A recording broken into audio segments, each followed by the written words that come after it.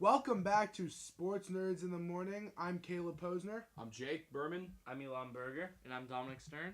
And today, we have some extremely exciting breaking news to discuss with you guys. The San Diego Padres have signed free agent superstar Manny Machado to a 10-year, $300 million contract. The biggest free agent contract in American sports history.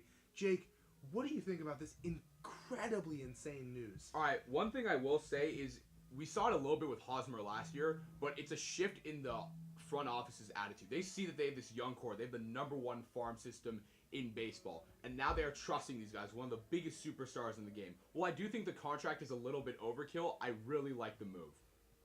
I agree. I think this is adding to their young core. Machado's still only 26 years old. They're locking him up for the next 10 years. You know, theoretically, unless he opts out after 5. And which he won't, because he's going to be making more money as a Padre than he would anywhere else those last 5 years. And the Padres have now basically set their infield for the foreseeable future, and I think it's a good move. I want to touch on a point, Jake, man. We're calling this contract overkill because I actually disagree in the fact that for a lot of teams, yes, I see this contract as overkill. There are teams out there that have extremely high payrolls where a $300 million contract is overkill. The Padres can afford this contract.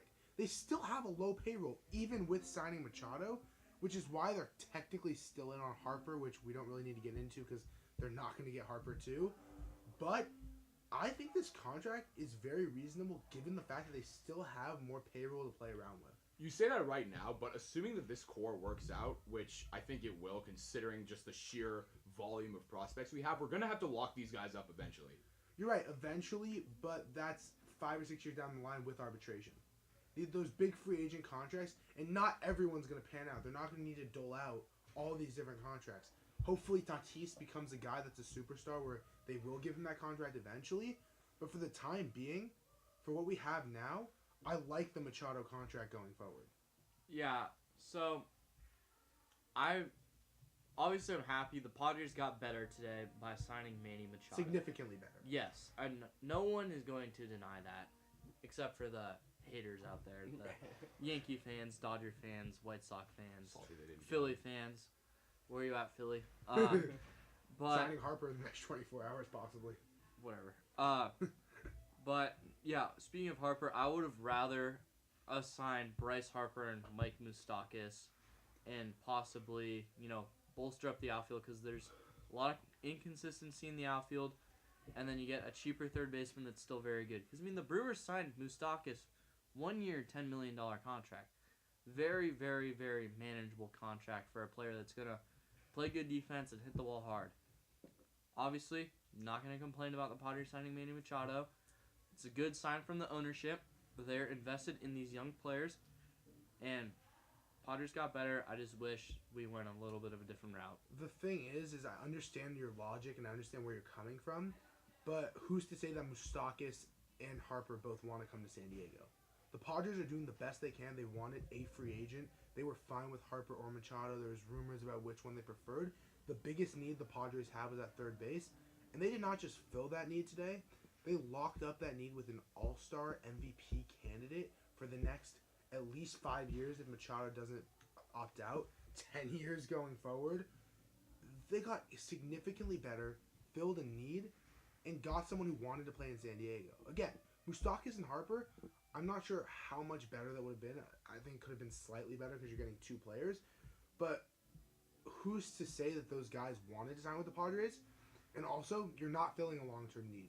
Because Moustakas wouldn't sign on a long-term contract. Yeah. Moustakas would be a plug-and-play guy. You just locked up your biggest need for a minimum of 5 years and did not just fill a need, because we know the Padres are used to filling placeholder guys. Right. You got one of the best third basemen in baseball. One of the best players in baseball. One of the best players in baseball. Yeah. And I'm just astonished that the Padres actually pulled this move off. Well, it didn't take much for them to pull it off. All they had to say is, here's 10 years, $300 million. And yeah. No, I do like the fact the infield is set for the next 10 years. We say with Urias, Tatis, Hosmer, excuse me, and Machado. I think at this point we still have a great outfield as well with Franmil Reyes and Hunter Renfroe on the corner and either Manny Margot or Franchi Cordero in the center. All we really need to do now is fill out the rotation, and I think that we can be contenders. Look, I still think we should give them a year. I think this year we'll see improvement, but I wouldn't expect contention this year because our rotation is still very questionable, mediocre at best. It's not good. Our rotation is not good. Exactly, The mediocre rotation's at not best. good, and guys still need room to develop. Guys like Hedges and Mejia and Margot, Renfroe are still, and Reyes. We've only seen basically half a season from him. We need to see if these guys are going to pan out, and the guys who have been in the big leagues on the 25-man roster for the last couple of years, like Hedges and Renfroe, see if they can put it together and develop further. Look, this is right along with the formula the Cubs and the Astros used to win. We look at the Cubs. The Cubs had this young talent. They brought all of them up. Then they went out and they signed Ben Zobrist. They went out and they got Jason Hayward. They went out and they got John Lester. So ultimately, the thing is that we're going to see the San Diego Padres be better this year. Bring guys up who are still developing. I don't think Padres fans should expect to compete this year. I agree. If you're a Padres fan saying, we're going to make the wild card, we're going to make the playoffs, slow down. You have to give this team time to gel together. Exactly. But what you're going to see also is, look at the effect Machado has on the rest of the lineup. Hosmer's going to pick up his game now because he doesn't have to carry the entire load of RBIs. Right. The rest of the lineup, Reyes, Renfroe, takes the pressure off of them. Will Myers as well. Well, Myers will. You might even see a better season for Myers if we keep him, which I think we should trade Myers to get rid of his, which to our team now is not that big of a salary. Yeah. But it's too big for what he's worth, and I'm not the biggest fan of Myers. Right. Yeah. But you're going to see the rest of the lineup, because of Manny Machado, pick up. Yeah, and I think that's the most important part of this deal is that it's gonna speed up and like make the other players around Machado play better. For sure. That was one of the main goals around Hosmer. Obviously, his bat is nowhere near as good as Machado's is. So hopefully this will help Renfroe, all the other guys. They'll hopefully play better. Obviously, they're still Padres. They'll still find a way to not play well. But it'll improve the play of everyone else. And what it does for the city, too, is this is a city that was scorned by the Chargers leaving them, has been the laughingstock of sports everywhere. The Padres have always come so close, but yet so far, with heartbreak after heartbreak after heartbreak, 11-game losing streak to take them out of the playoffs, Matt Holliday never touching home plate, a 1998 World Series defeat, sweep of disgustingness. And every time the Padres try to build a winner, the fans never believe it. The fans never see a general manager that really tries to sign guys. They let Adrian Gonzalez walk when he was worth too much money for the team, a hometown hero. But finally, the Padres are proving to the MLB and to this city that they are actually invested in winning. And the San Diego Padres, for the time being, because I say for the time being because I think Harper's contract's about to break it, hold the record for the biggest free agent contract in American sports history. Yeah. The Padres.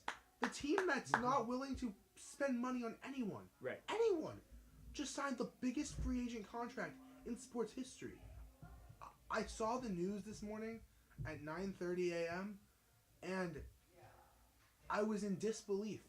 I had been hopeful, but I did not believe we were getting either Machado or Harper, and we did. I almost crashed my car on the way to school because I saw the notification while I was changing the music while driving. There was 3 minutes left in class, and I was trying to get Elon's attention because Elon sits way in front of me. But I was so excited, I was shaking, and I was just waiting to scream at the top of my lungs. In class, I had to tell people around me. I saw one kid with a Texas Rangers hat, so I tapped him really fast. I was like, the Padres got Machado, the Padres got Machado. I was astonished. And the funniest was, like, I had one friend. No one else was saying anything. You have only one friend. Anyways, continue. Dom thinks he's funny. We'll continue. Dom. Okay, Anyway, Dom. that's what we have to put up with in this podcast. Dominic Stern for you and his wonderful comedy. But I had one friend of mine who predicted today. He texted me last night. He goes, I'm telling you, Machado's signing with us or the White Sox tomorrow. And I say, What a wizard. what makes you think that? And he goes, I just think he has all the offers out on the table for him. I wake up this morning, I'm like, whatever, that's not gonna happen. I see the text. That friend shoots me a text, all caps. Bro, we got Machado. This kid's a psychic. Shout out to Cade Cronmeyer. This kid is a psychic. Predicted it last night before anyone else did. But ultimately, I think that no matter what you really think, I know, Dom, you're not the most happy. Yeah. It's impossible to not have some bit of happiness. Oh yeah, Right. I mean, like I said you can't deny the fact that the Padres got better. I just said there's a scenario in which I thought we would have been, that would have made me more happy. Right. I think the worst case scenario is Machado underperforms. We paid him too much, and instead of putting up, hitting 290 and 30 plus home runs every season, he regresses and hits 270 and 20 plus home runs every season, which isn't a bad player, but we paid too much. Best case scenario is Machado stays consistent as one of the best players in baseball, maybe even hits another great stride and maybe hits 40 home runs in a season. He's never done that before. Hits 300. If that best case scenario happens, he's worth every dime of that contract. And again, he's worth every dime too. If his impact on the rest of the lineup, like bringing in Hosmer was one thing, but that was a signing that He's like a fringe all-star. He's a fringe all-star. He's an all-star and he's a winner, but he's not a guy that's And going he's a leader. And he's a leader, but he's not a guy that's going to impact your entire lineup top to bottom. Manny Machado is a guy that will impact your entire Right. lineup top to bottom because of the fact that he can hit home runs. He's great at getting on base. He's fast. He is an all-around offensive talent that makes every single player in that lineup Yep. better and makes pitchers scared. Yeah. The Padres' biggest issue for the last however many years has been getting on base, and Machado's a guy that's going to do that for them. And I'm just very interested in the fact, too, that let's not forget Machado had his issues this past season. Right. With some personality disagreements in terms of there was a hustling comment that came up in the World Series. But what's really funny to me is I've been looking a lot into it, and there are a lot of guys who have come out and said the opposite, where Machado's a great teammate. He's a guy we love to have in the locker room. He's a winner. He's a great personality. He's a fun guy to play with. So I'm really interested to see with him pairing with Hosmer the impact he has on the locker room. Right. So what I wanted to bring up is last season we saw two Machados. We saw the Orioles Machado, who played like an MVP candidate to start off the year, and then he got traded to the Dodgers, and he regressed, and that's when his personality issues started to show within the spotlight. I think in San Diego, obviously there's a much bigger spotlight considering we just signed one of the biggest free agent contracts in history, but I feel like in a smaller market, he has the chance to thrive like he did in Baltimore again. And part of the reason he regressed a bit in Los Angeles is because he's facing new pitchers. He's facing pitchers in the NL that he never really faced, maybe one or two times, like if they're in the AL or like interleague play. He's playing at new stadiums in which he basically never played at. It's new batter's eyes. It's new, whatever you want to say. So I mean, it's kind of what Hosmer dealt with as a Padre this year. Right. You know, he hasn't played too much at Petco Park. He played a little. He played very well in those few games. He hadn't really faced any of the pitchers, and that's why he struggled. And hopefully Machado kind of got that out of the way in the last half of the prior season, and he can just perform well for the Padres for the next 5 or 10 years. To that point exactly, I think that another thing that made Machado is if you look at the Dodgers last year, management-wise, obviously they made the World Series, but their locker room was kind of a mess last year. You had a lot of different conflicting personalities. Absolutely. And, I knew the Red Sox were winning the World Series all the time because, to me, they felt like team baseball. I also thought they were more talented. But the Dodgers, to me, never felt like a team. Right. It felt like a bunch of guys who were out on the field, a bunch of different superstars who played different styles of baseball and never really meshed together. Because, especially, the Dodgers and Machado knew he was a placeholder. Right. He was replacing Corey Seager while he was injured, and now Seager's back, and there's a reason the Dodgers didn't even try to really sign him that much. Right, and the difference between, being on the Dodgers and being on the Orioles for Machado as well is, on the Orioles, Machado was the star, no doubt, hands down. On the Dodgers, Justin Turner is a phenomenal baseball player.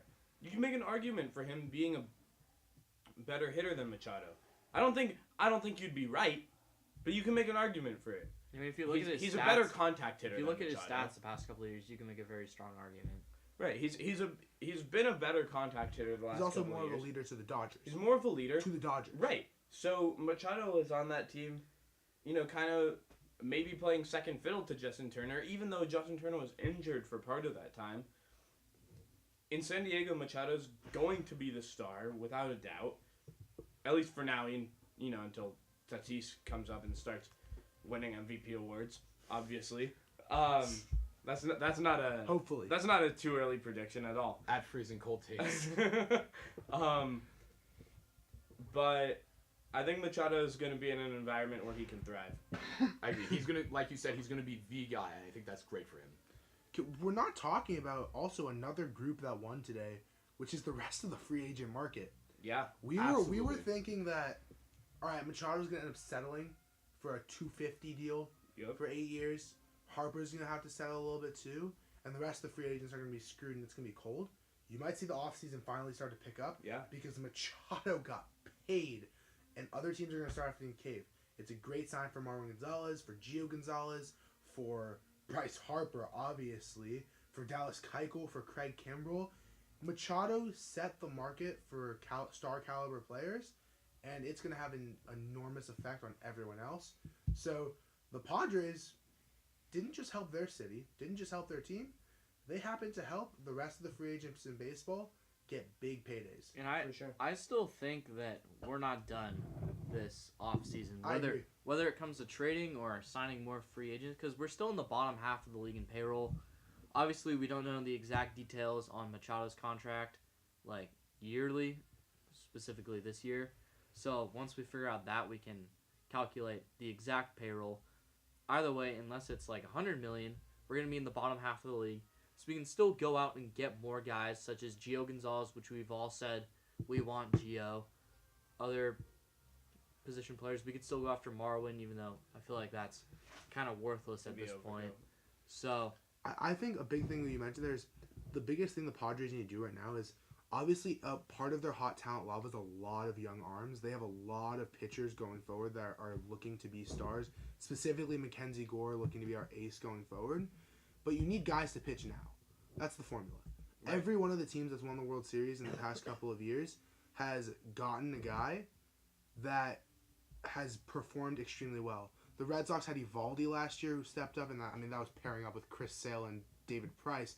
The Astros go out and get Justin Verlander, a great pitcher to add to their rotation to help them win. The Cubs go get Lester. and they got Chapman.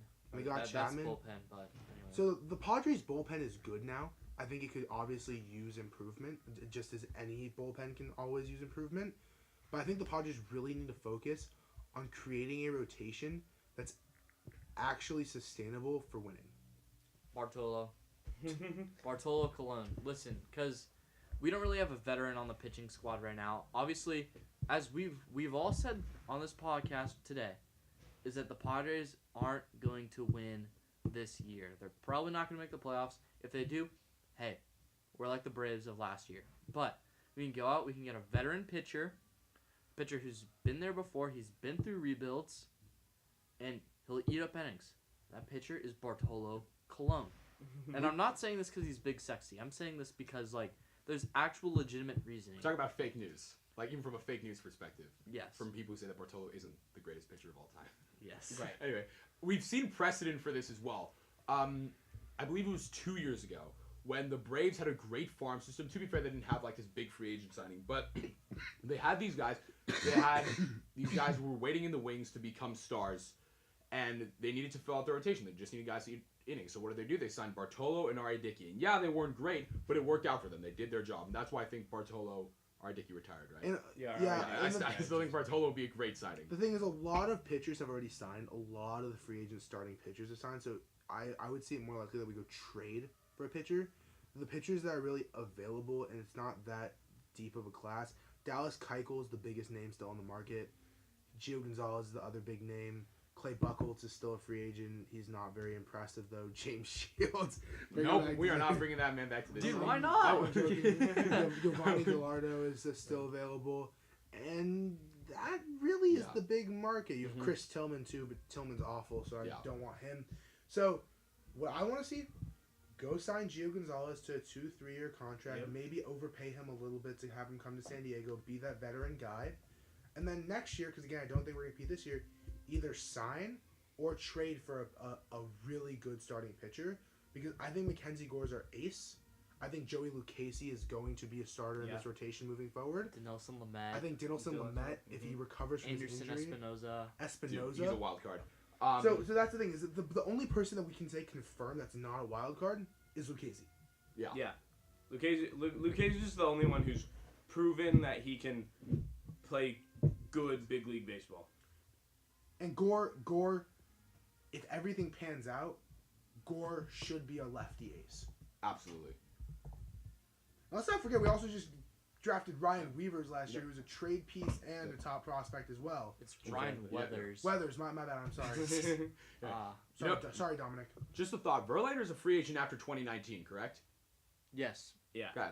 So, what if, after 2019, assuming Verlander keeps it up this year, we sign him to like a 2-year, $30-40 million deal? See, I would love that. Like I really 30, think, 40 a year or No, total. okay. I really think Verlander's going to re-sign with the Astros, especially if they don't have Keuchel this year. If the Astros do not re-sign Keuchel, which is looking like they're not going to re-sign Keuchel, I absolutely think Verlander is very happy in Houston and will stay in Houston. So here's the pitch to Justin Verlander. Hey, we've got a young team that can win you another World Series. We've got beautiful San Diego. You know, a beautiful house right on the water, With your new With your baby. beautiful wife. overlooking the ocean, with your beautiful wife Kate Upton, And your new baby. and we'll pay you $32 million a year. Why not? Why not? Come Well, start a well, family. here's the Come thing. start a family. Why here. not for 2 years, $32 million a year? Why for, not? For Justin Verlander, I don't know how you could say no to that. The Yeah. thing is, at that point, he's going to be 36 years old. He's 35 So now. it's 2 years. I don't know if it'll... 2 years. A guy like that, he helps you win in a way that, like, that John Lester helps you win, and that he's a guy with tons and tons of experience. But I can't say that at that point in his career, he's going to definitively be the same Cy Young candidate that he has been. And look, the amazing thing about this Machado thing is that we're allowed to get ahead of ourselves here. Because usually we talk in disbelief with the Padres, but this proves anything is possible now. Yeah. Usually it's all these hypotheticals that never pan out. Hosmer was thought to be the one that finally did, but they somehow managed to, the same weekend, by the way, they say within a few days of each other, because last year around this time is when we signed Hosmer, to go out and actually get Manny Machado and sign him to a long-term, ginormous contract. So we're allowed to speak in hypotheticals finally. What if the Padres get Justin Verlander? What if the Padres go out and sign another free agent? Yeah, it's not unrealistic anymore because we've done Right. it 2 years in a row. Yeah. We've gotten the second best player on the free agent market 2 years in a row. But, I mean, JD Martinez was the best player on the free agent market last year, and he proved it. He was He- fourth he- in yeah. NL MVP. No, he absolutely. proved it. Ah. But to that point, I wouldn't count Hosmer out, though. Oh yeah, for sure. He's shown a pattern throughout his career where he puts up great numbers one season and puts up mediocre numbers the next season, and he's basically done that the last 6 or 7 years in a row. I expect Hosmer to improve from last year. He was in a new environment. He was facing new pitchers. I think he's gonna know what he needs to change. His launch angle was super low last year. I hate those stats, but his launch angle was super low last year, and he grounded out. What do you have against those stats? They don't bother show me. anything. Oh, you hit the ball high. Congrats. Like, if you hit a line drive into the gap for a double that's at 0% launch angle, everyone's Right. like, oh my god. Like, obviously, yes, he had the worst launch angle for qualified players in the league, and obviously he needs to. He doesn't need to hit home runs to be successful for the Padres, but he needs to not hit as many ground balls. Right. Because Josh Donaldson said this 2 years ago. Those things called ground balls, they're called outs. Yeah. Home runs are what get you paid. Balls in the gap are what get you paid. So obviously, yes, I don't like the launch angle. Obviously, because partly because my game in baseball is not launching the ball; it's just hitting the ball over the infielders and getting singles. So I've come to appreciate Dom that. here is a but- varsity baseball athlete. Let's give a round of applause for Dom. Dom. Yeah, That student athlete grind. whatever. Anyways, so the theory behind you need to have a high launch angle, I think is dumb. What I will say about Hosmer is, for what we paid him, last season was not great. He didn't have that bad of a season. It No, wasn't he didn't have a atrocious. bad It's not like Chris Davis. He had like 260, right? 250. He hit 250. No one on our team hit above 260, which His is fielding. My biggest actually problem Well, with Hosmer. if you don't count Franmil Reyes. My biggest problem with Hosmer actually wasn't even necessarily the hitting. He was a Gold Glove first baseman, and he had some moments last year that That one against the We're Astros. not- the game against the Astros. Oh my were God. not Gold Glove caliber moments from Eric Hosmer. But I think he'll be back this year, and having Machado on the team, I think will help him. If you look at that Royals team, For sure. it wasn't just Hosmer. It's Hosmer, Right. Lorenzo Cain, Salvador Perez. Salvador Perez, Mercedes Escobar, Yeah. Moustakis, Yeah. Like- Alex Gordon when Alex Yeah. Gordon Yes. was good. Ben Zobrist. I mean, that was a great It was a team. great team, and like we said But before, Alex Gordon was good. like we said before, Hosmer isn't the type of guy that can carry a lineup. The Padres didn't exactly put him in the best situation here. I think Right. they did a great service to him, helping him out, helping him see better pitchers with a guy like Machado. For sure. So, assuming we don't go make another splash necessarily in the fielder's position, what do you guys project the lineup to be next year? So obviously let's just go at the infield. It's Right. gonna be Hosmer at first, Urias at second. I think Machado's gonna start the season at Yeah. shortstop, and Myers is gonna start the season at third base for 13 Well, games. no, for or they'll have Machado at third, Urias at second, and Ian Kinsler at To get the extra year on Urias Tatis. at short, I mean. Yeah. And To get the extra year on Tatis. Right. Yes. Right, yeah. So, because They'll have Kinsler obviously, at second. to clarify what we were just saying is Tatis is going to play, well, if the Padres don't mess this up, Tatis will play the first 13 games down in the minors, so that he gains an extra year of eligibility in the contracts, on his contract in the MLB. It's what the Cubs did with Chris Bryant It's what 3 years ago. Yeah, it's what the Blue Jays did at the end of last year with Vlad Guerrero Jr. Do you guys think that Tatis is ready to play in the MLB this year? I mean, we'll see in spring training. We'll find out. He had a phenomenal winter league. Last year, he had a good spring training, and it was obviously too early to bring him up just because of his He's age. 18, But he hasn't played any games above AA. But if he performs well enough in spring training, where they can put him down in AAA, And if he performs well those first 13 games, then hey, yeah, bring him up. Cause let him see big league at bats. So do you think when he comes up, Machado's going to move to third, or do you think Not we could see immediately. Tatis start at third? I think we'll see right when Tatis comes up. I think we'll see him pinch hit a lot. Maybe come in the 5th, 6th, 7th inning of games in a double switch. But if he can play well through that, I think we'll see him be moved to the starting shortstop position, and we'll have Machado at third and Urias at second. You know, when Machado signed this contract, I'm sure they talked out these details. Yes, on like where for he's sure. where he's playing. Like I don't think there's going to be any sort of controversy. So You know. opening day lineup, I'm my prediction is going to be Austin Hedges starting at catcher, Eric Hosmer at first, Urias at second, Kinsler at short, Machado at third, and then the outfield I think is going to be Margot, Reyes, and Renfroe, and I think you're going to see Will Myers start the year on the bench. yeah, I wouldn't be surprised if they do that. I don't disagree. I think that you would really piss off Machado starting him at third base and putting Kinsler at shortstop though. Yeah, But Kinsler can't play third. Who's going to play third then? Myers. Or Myers has already been ruled out as a third baseman this year. Okay, whatever. yeah, but I think the most What do you mean, likely what? scenario. I think the most likely scenario for the infield. I think there's two big possibilities. Can Urias not play short? no, he can't. No, yeah, Urias- he can. Urias Urias played short. has Right, basic. he So played then Urias Kinsler has, at second and Urias at short. Urias has basically split time between second and short throughout his career in the minors. So wait, so all you just did was, in my scenario, flip Kinsler and Urias, and Machado's still at third Correct. base. Yes. I think that's more likely, or for Urias to play second, Machado to play short, and to have Ty France play third. The reason I don't think, by the way, Dom, that you're going to piss off Machado starting him at third is he has to know he's the third baseman going down the line with Tatis in our system. Or could Tatis could play third later on. He's already played some third base down in the minors. So, and Machado has come out saying, he said before this offseason, I want to play shortstop.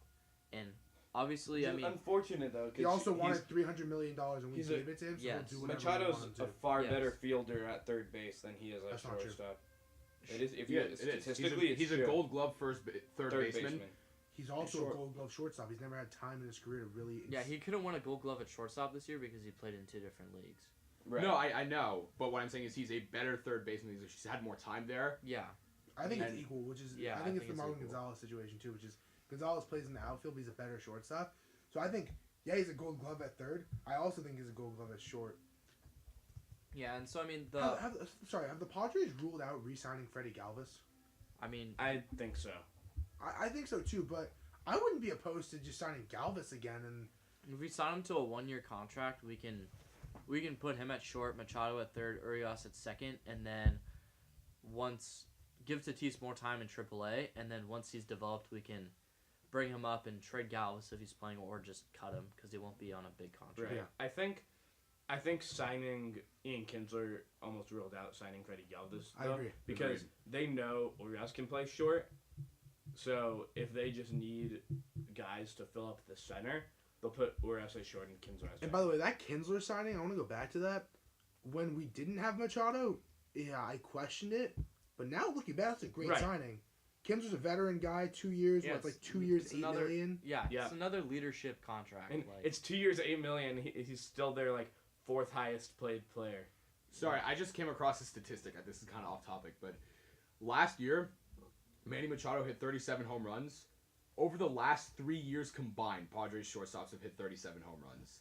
So, just I mean, I know that's off topic. Yeah. I just had to say Yeah. Yo, the that. Padres' 2 biggest frustration areas in terms of offense historically have been home runs and getting on base. I mean that's Right, like that your is that's your offense. 2 options. Like that's all you No. can Fine. do. That is That's all you offense. can do. Fine. can I strike will. out. I will put that in better Yes, they haven't context. done it very well. I agree. They with have you. done neither well. And actually, I would say more of getting on base, than leaving guys on base. The Padres have had a huge problem with not being able to bring guys home. Mhm. So Machado helps in all those areas, and we'll see what the lineup looks like on opening day.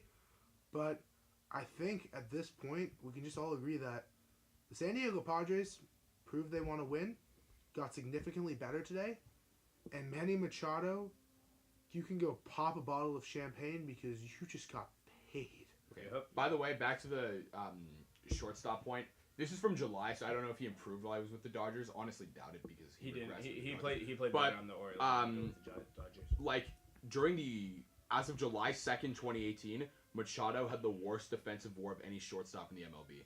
So I Also, think that was true at the end of the season. Also at shortstop.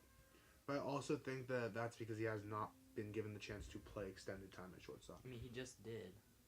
And if that's true, which I'm sure it is, then I mean, I'm not opposed to having Machado play third. I just don't want to piss him off because he's proven that he has a Right. temper, and the worst thing he can do is piss off a superstar. exactly. And he ruffles up the. We'll see in the spring training though. They'll test him at both Oh, yeah, for positions sure. in spring training. So we'll get a better feel for what the Padres are planning on doing with their lineup as spring training starts to unfold. Yes.